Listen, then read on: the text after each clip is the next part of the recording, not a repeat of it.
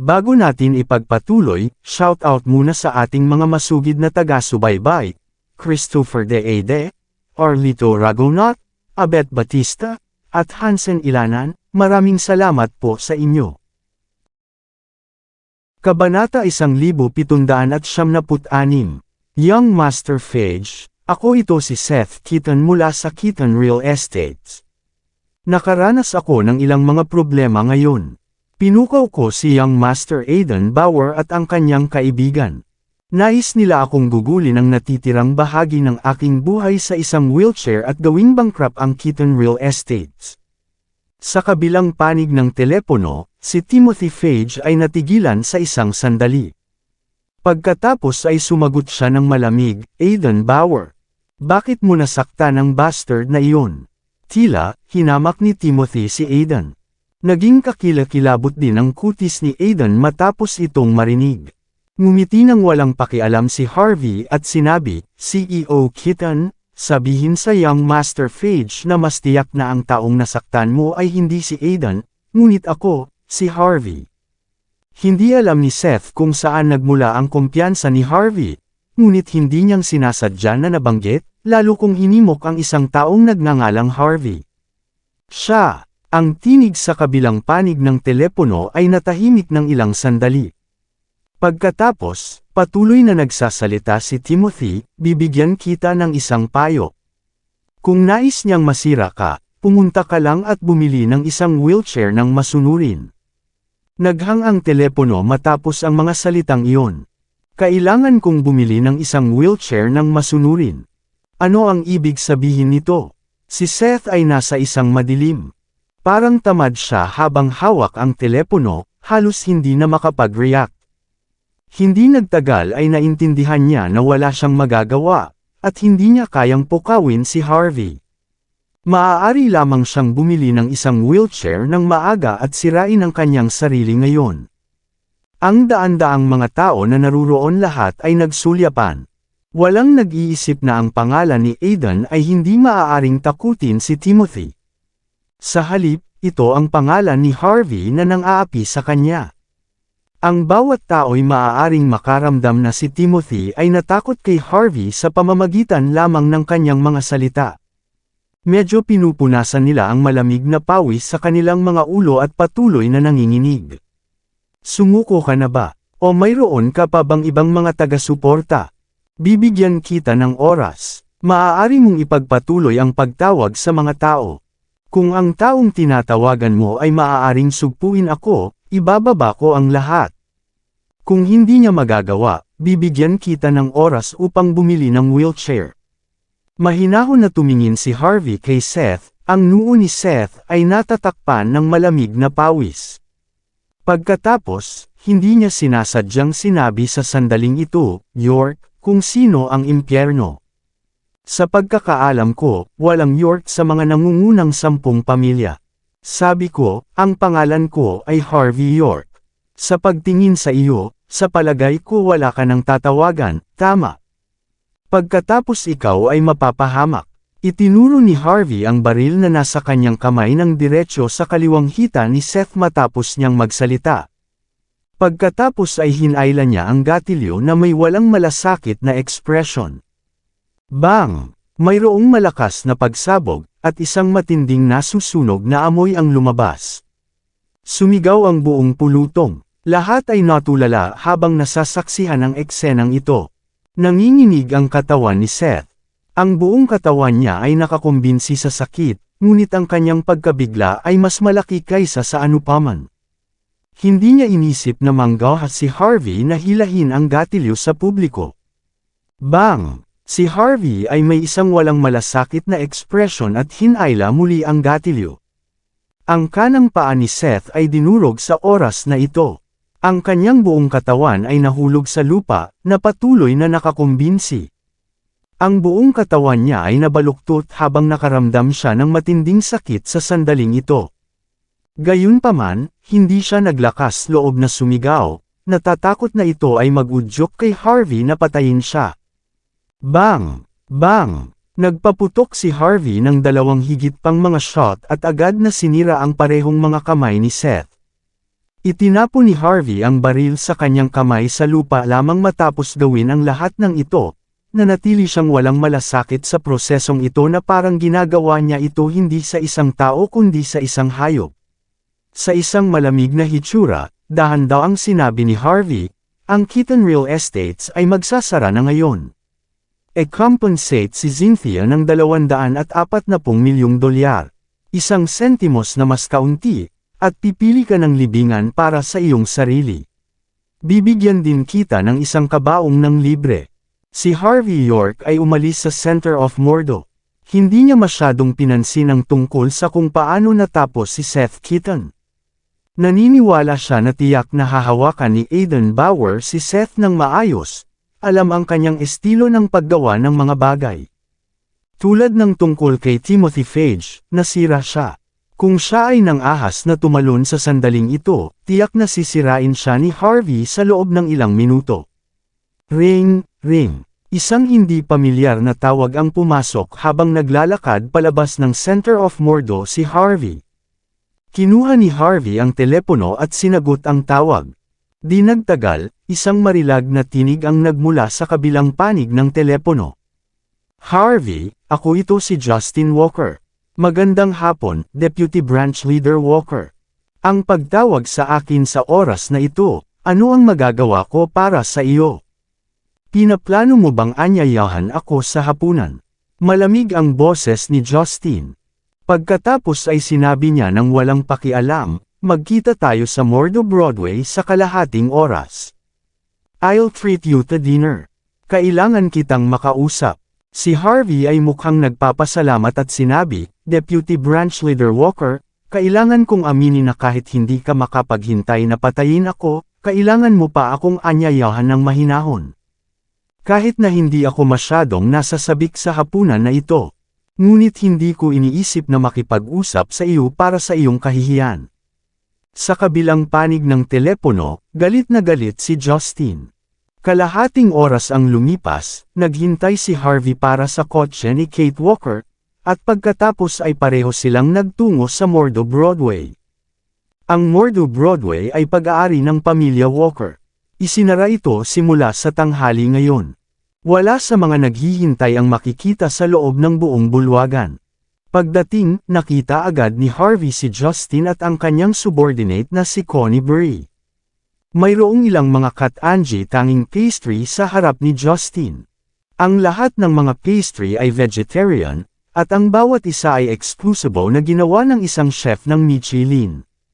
Kumain siya sa maliit na kagat at napaka-nakatuon. Nakatitig si Connie kay Harvey ng malamig ngunit hindi nang ahas na sabihin ang kahit ano.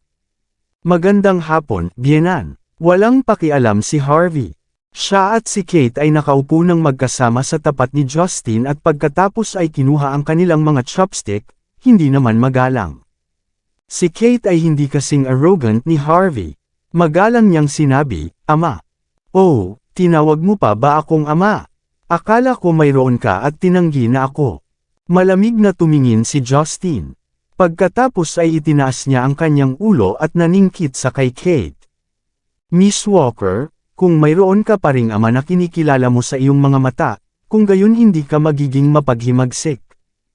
Medyo sumimangot si Kate, ngunit hindi siya naglakas loob na tumingin ng diretsyo sa mga mata ni Justin. Tila, ang kanyang aura bilang representante ng pinuno ng sangay ay medyo malakas pa rin. Deputy Branch Leader Walker, si Kate ang aking kasintahan. Tansyahin na sinisiraan mo siya sa harap ko. Tulad ng sa akin, hindi ko makontrol ang aking kamay sa sandaling magalit ako. Huwag mo akong sisihin kung hindi ko sinasadyang sampulin ka mamaya. Ibinagsak ni Harvey ang kanyang mga chopstick habang nakikipag-usap at tinitigan ang kaliwang pisngi ni Justin. Malinaw, nais niyang sampulin siya sa mukha ngayon. Si Connie at ang iba pa ay nagkaroon na kumibot ang talukap ng kanilang mga mata ng malakas. Lahat sila ay nakatingin kay Harvey na parang nahaharap sa isang malakas na kaaway. Kung sinampal ni Harvey si Justin sa mukha sa harap ng lahat, pagkatapos ay magtatapos ito. Ang reputasyon ng sangay ng lungmen ay kakilakilabot na apektado. Brat, ang iyong pansamantalang pagmamataas ay nangangahulugang wala. Kung mayroon kang kakayahan, magpatuloy lamang na maging laganap. Ininom ni Justin ang kanyang tsaa at hindi sinabi, hindi ko hahayaan na huwag mong iwanan, at ayaw ko ring makipagtalo sa iyo. Gayunpaman, nais kong sabihin sa iyo para sa aking anak na babae na malapit ka ng magdusa kung magpapatuloy ka sa pag-uugali tulad nito. Ngumiti si Harvey at sinabi, napakabait mo, Deputy Branch Leader Walker. Hindi nakakagulat na maaari mo pa ring mahigpit na hawakan ang posisyon bilang representante ng pinuno ng sangay ng matagal. Tiyak na hindi ako kasing ganda mo sa mga tuntunin ng katapangan at pasensya. Madilim ang mukha ni Justin Walker. Si Harvey York ay hindi nagpakita sa kanya ng anumang paggalang at patuloy na sinasampal siya sa mukha. Si Kate Walker ay tumingin sa kanyang ama na mausisa. Ang kanyang ama ay palaging isang mapagmataas at may pagmamalaki na figure. Tiyak na bihira para sa kanya na manatiling kalmado at hindi babaliktad ang lamesa matapos na mabiro ni Harvey sa sandaling iyon. Sige. Ibinagsak ni Harvey ang kanyang mga chopstick at ibinuhos ang isang tasa ng tsaa. Dahil talagang umalis si Deputy Branch Leader Walker na humihiling sa akin na dumating, hindi ito magiging kasing simple ng pagkakaroon ng pagkain, tama. Nagtataka ako kung anong uri ng pakikitungo ang gagawin mo sa akin, Deputy Branch Leader Walker. Lahat tayo ay may edad na. Bakit hindi mo lang ako makausap ng diretsyo? Medyo humanga si Justin. Pagkatapos ay sinabi niya ng walang pag-iingat, Harvey, kahit na hindi kita gusto, kailangan ko pa ring aminin na ikaw ay isang figure sa gitna ng mga mas batang henerasyon. Dahil napakalantad mo, makikipag-usap ako sa iyo. Hinahayaan kang pumunta dito sa oras na ito, mayroong tatlong bagay. Una, ang kasal sa pagitan ni Lucas Jean at ng aking anak na babae ay napagpasyahan na. Mahalaga ito sa pamilya Walker. Walang maaaring magbago nito, at kasama ka na dito, Harvey. Pangalawa, kailangan kita upang tulungan akong lumaban kay Rachel Hardy sa ring. Pangatlo, dahil nakikita mo ang sitwasyon ng aking asawa, dapat may solusyon ka. Nais kong tulungan mo siya. Ang mukha ni Justin ay napuno ng hindi mapag-aalinlangan na ekspresyon. Tatlong kondisyon, bibigyan kita ng $15.6 milyong sa sandaling makumplito mo ang isa sa kanila. Kung makumplito mo ang lahat ng tatlo, bibigyan kita ng kabuuang $78.1 milyong. Harvey, dapat mong malaman na ang halagang ito ng pera ay isang bilang na hindi maraming tao ang makikita sa kanilang buhay. Sa halagang ito, ikaw ay maging isang mayamang tao na saan ka man pumunta. Inilipat ni Harvey ang kanyang tingin kay Justin na may labis na interes at sumagot ng may kalahating ngiti, tiyak na hindi ako sang-ayon sa unang kondisyon. Dapat magpasya si Kate sa kanyang kasal. Kung handa siya, susuportahan ko siya kahit na nais niyang magpakasal sa isang pulubi. Kung ayaw niya, kahit na ikakasal siya sa isang prinsipe, tatapakan ko siya. Tulad ng para sa iba pang dalawang kondisyon, maaari silang talakayin. Ito lamang na nag-aalok ka ng tigdas na kabayaran. Nais kong makipaglaban sa ring, dapat mo akong bigyan ng $1.6 bilyong. Makakatulong ako kay Angelina John, ngunit kailangan mo akong bigyan ng isa pang $1.6 bilyong. Nasimangot si Justin. Pagkatapos ay tinitigan niya si Harvey at sinabi, bata, dapat kang magkaroon ng ilang pakiramdam ng pagiging disente. Nag-alok na ako ng maraming pera. Itigil ang pagiging hindi kanais-nais.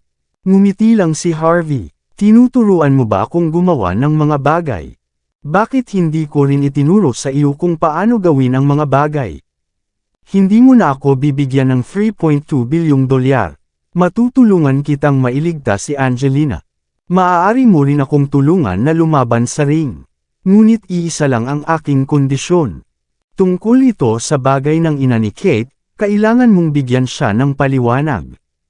Ang paliwanag na ito ay hindi isang paghingi ng tawad, ngunit ang katotohanan. Maliban dito, ang lahat na kasangkot sa bagay ng ina ni Kate ay dapat ipadala sa istasyon ng pulisya. Kung sumasang-ayon ka rito, hindi lamang tutulungan kita, ngunit masisiguro ko rin na ikaw ay magiging pinuno ng sangay ng lungmen. Ano sa tingin mo? Itigil ang pagtatanong sa aking kakayahan. Ito lamang ang posisyon ng isang pinunong sangay. Para sa akin, bagay lang ito sa pangungusap. Pagkatapos, maglakas loob ka bang sumang-ayon, Deputy Branch Leader Walker? O nais mong maging sa posisyon na iyon? Naningkit si Harvey kay Justin na may kalahating ngiti sa kanyang mukha. Gayunpaman, si Kate ay natigilan ng ilang sandali. Maya-maya, tumulo ang luha niya habang nakatingin sa mukha ni Harvey, walang nakakakita sa pamamagitan ng kanyang matigas na panlabas at talagang naintindihan ang kanyang pagkasira. Maraming salamat sa lahat ng sumusubaybay. Please subscribe and follow my YouTube and Facebook channel, Filipino Novel. Maraming salamat po. 3.2 bilyong dolyar. Iyon ay isang numero ng pagsira sa lupa. Upang mailagay ito ng simple, ang kanilang mga ninuno ay hindi maipon ang halagang ito kahit na hindi nila ito sinasadya. Bagaman ang pamilyang Walker ay may 10 bilyong halaga ng mga ari-arian, maaapektuhan pa rin ito ang mga ito ng masama kung kailangan nilang maglabas ng sobrang pera sa isang maikling panahon. Bukod dito, ang posisyon ng pinuno ng sangay ng lungmen ay hindi isang bagay na mabibili ng pera. Gayunpaman, tumanggi si Harvey York na kumuha ng anumang pera para lamang makakuha ng hustisya at bigyan ng paliwanag si Kate Walker. Paano hindi magugulat ang sinuman? Masasabi na si Kate Walker ay hindi pa nakilala ang isang tao na mabait sa kanya mula pa noong bata pa siya. Kahit na patuloy na sinasabi ni Lucas Jean na nais niyang pakasalan siya, hindi niya kailanman sinabi sa kanya ang tungkol sa paghahanap ng katotohanan para sa kanya o pagbibigay sa kanya ng paliwanag. Sa sandaling ito, walang malay na hinawakan ni Kate ang palso ni Harvey at bumulong, "Harvey, itigil ang pakikipag-usap na walang katuturan." Si Connie Brie at ang iba pa ay tumingin kay Harvey. Napanganga sila, kahit na si Harvey ang kanilang kalaban at hindi na makapaghintay na putulin siya, kailangan pa nilang aminin na si Harvey ay may mahusay na karisma. Hindi nakakagulat na nahulog si Kate sa mga takong para sa kanya. Pinahaba ni Harvey ang kanyang kamay at tinapik ang likuran ng kamay ni Kate. Ngumiti siya at sinabi, "Ayos lang, pakinggan mo lang ako. Maaari kong matiyak ang sitwasyon ni Angelina. Pagkatapos ay natural, tiwala ako sa pagsagap sa kanya. Katulad nito, sa aking paraan, hindi mahirap para sa iyong ama na lumipat sa posisyon ng pinuno ng sangay. Ang pangunahing problema ay kung paano pipiliin ng iyong ama." Walang pakialam si Harvey. Siya ay naningkit sa kay Justin Walker, na nakaupo sa tapat mula sa kanyang tagiliran, ngumiti at sinabi, "Deputy Branch Leader Walker, kaya gusto mo bang magpatuloy? Tungkol sa bagay ng ina ni Kate, dapat mong malaman ito. Magbibigay ka ng paliwanag kay Kate ay isang bagay lamang sa isang pangungusap. Hindi mo na kailangang gawin ang kahit ano. Ang pagpapalit ng isang katotohanan para sa posisyon ng pinuno ng sangay at kalusugan ng iyong asawa. Hindi mo ba iniisip na ito ang pinakakapakipakinabang na kalakalan na nagawa mo sa iyong buhay?" Ang mga mata ni Justin ay patuloy na kumibot, at mas mabilis ang kanyang paghinga. Dapat niyang aminin na ang mungkahi ni Harvey ay masyadong nakatutukso. Sa pamamagitan lamang ng pagpapaliwanag ay maaaring palitan ng maraming bagay. Maaari ba talagang gawin ito ni Harvey? Sa sandaling ito, biglang kumalma si Justin. Naningkit siya sa kay Harvey at sinabi ng malamig, "Brat, naniniwala ako na maaari mong pagalingin ang aking asawa at buo na makabawi. Ngunit para sa paggawa sa akin na maging pinuno ng sangay, sino ka sa palagay mo? Paano mo ito magagawa sa isang pangungusap lamang? Ano ang nagbibigay sa iyo ng karapatang sabihin iyon? Sa palagay mo mayroon kang pangwakas na sinasabi sa sangay ng lungmen?" Sa palarang kinuha ni Harvey ang isang token na mukhang jade, ngunit hindi ito jade. Clank. Pagkatapos ay itinapon niya ito sa mesa at sinabi ng walang pakialam, "Ano sa palagay mo? Mabibilang ba ang anumang sasabihin ko? Boom! Agad na tumalon si Justin. Siya ay naningkit sa token sa mesa, at ang sulok ng kanyang mga mata ay kumikibat ng marahas. Kahit na ang kanyang paghinga ay naging mas mabilis. Siya ang pinuno ng kinatawan ng sangay at palaging nag-iimbot sa posisyon ng pinuno ng sangay.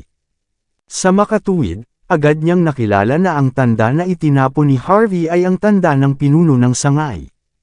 Ang taong humahawak ng token na ito ay pinuno ng sangay ng Longmen. Halos sumang-ayon siya sa sandaling ito.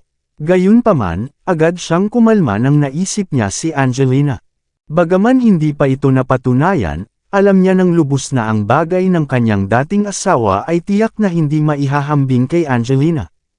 Ang pagpapaliwanag sa kanyang dating asawa ay nangangahulugang pagtanggi sa katayuan ni Angelina.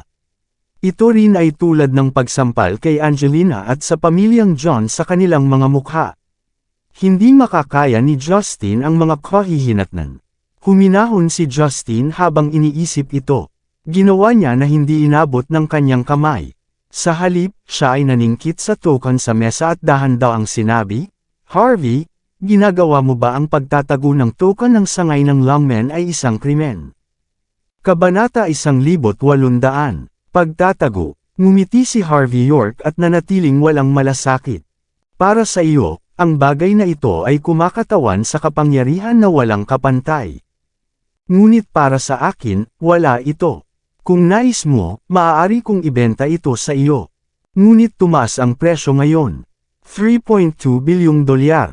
Inunat ni Harvey ang kanyang mga daliri. Ang kondisyon ay pareho pa rin. Bigyan ng paliwanag ang ina ni Kate Walker, at pagkatapos ay ibibigay ko sa iyo ang bagay na ito. Mabilis na huminga si Justin Walker. Sinubukan niyang kunin ang token ng maraming beses, ngunit alam niya ng lubos na baka hindi niya ito mahuli dahil sa mga kasanayan ni Harvey.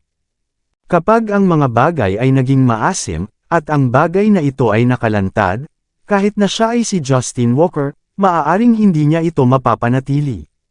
Libu-libong mga saloobin ang sumalampak sa isip ni Justin sa sandaling iyon. Kalmado siyang kumuha ng isang baso ng pulang alak at humigop pagkatapos ng ilang sandali.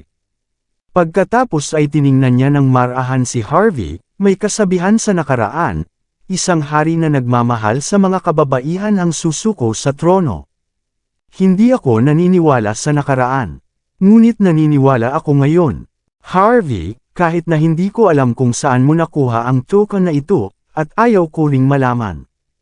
Ngunit kailangan kong sabihin sa iyo na ang token na ito ay kumakatawan sa walang kapantay na kapangyarihan sa Mordo.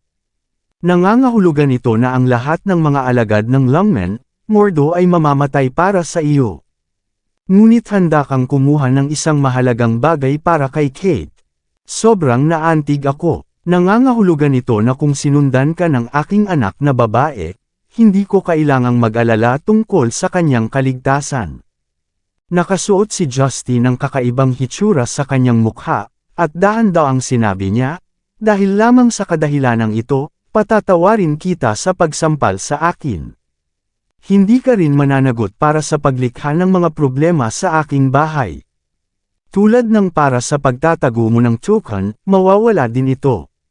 Si Connie Brie at iba pa ay lahat ay natigilan nang marinig nila ang mga salita.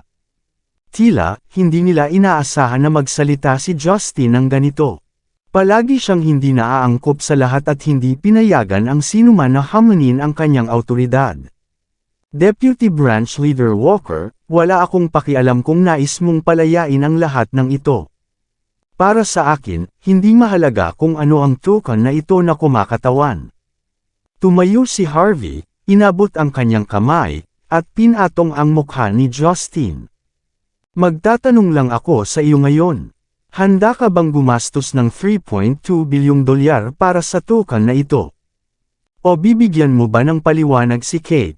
Inabot ni Harvey ang kanyang kamay at hinawakan ng marahan ang mukha ni Justin. Hindi ito nasaktan ngunit isang malaking sampal sa kanyang kakakuhan. Gayunpaman, pinanatili ni Justin na mahinahon. Bagaman patuloy na nakasimangot si Connie at ang iba pa, walang sinabi si Justin tungkol sa mga aksyon ni Harvey. Kaya, hindi sila nang ahas na gumawa ng aksyon sa alinman. Bukod dito, si Harvey ay nakikipag-ugnayan kay Justin sa sandaling ito. Parehong natuwa si Kate sa sandaling ito. Ang kanyang mga mata ay kumurap habang tinitingnan ng kanyang ama, tila umaasa na bigyan ang kanyang ina ng tamang paliwanag. Kate, pasensya na, hindi ito ang gusto ko. Bilang isang ama, kailangan kong alagaan ang pangkalahatang sitwasyon. Ang mas malaking larawan ng pamilya Walker ay 1,000 beses, hindi 10,000 beses na mas mahalaga kaysa sa iyo. Ilang beses nang nagbago ang ekspresyon ni Justin. Sa huli, kumuha siya ng isang tseke at nagsulat ng isang numero dito. Pagkatapos ay itinulak niya ito sa mesa sa harap ni Harvey. Ito ay isang tseke na $3.2 bilyong. Maaari mong kunin ang perang ito anumang oras.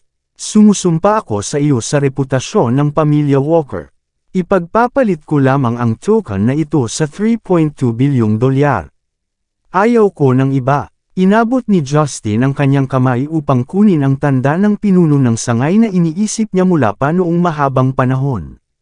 Tumalikod siya at malapit nang umalis. Mukhang natatakot na hindi siya makakatulong sa pagsisisi sa kanyang mga desisyon kung pinabagal niya ng kaunti.